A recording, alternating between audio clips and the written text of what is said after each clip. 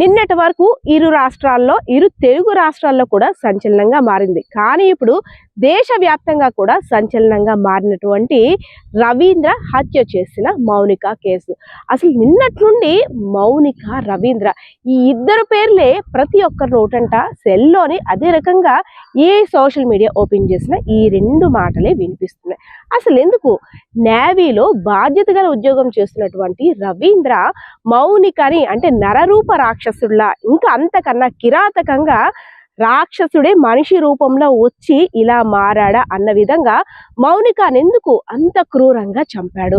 ఇది అందరికీ తెలిసిందే. కానీ పోలీసులు వివరించినప్పుడు కూడా ఏదైతే విజయనగరం జిల్లా రాజాం నియోజకవర్గానికి చెందినటువంటి రవీంద్ర నేవీలో టెక్నీషియన్ గా విధులు నిర్వహిస్తున్నాడు.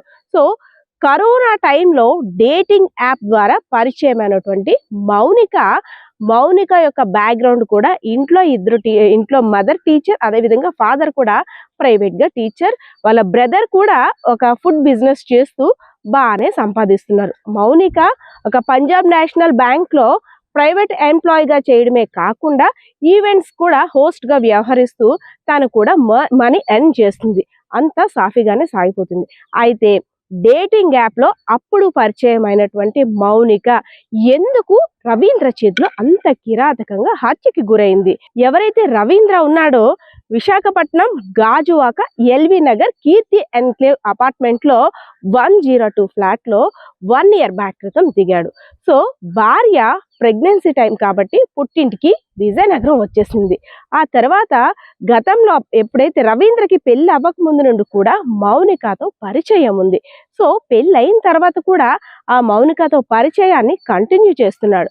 తన భార్య లేని సమయంలో మౌనికని అసలు ఎందుకు ఇంటికి పిలిచాడు అంటే ముందుగానే చంపేయాలని పథకం పన్నాడా?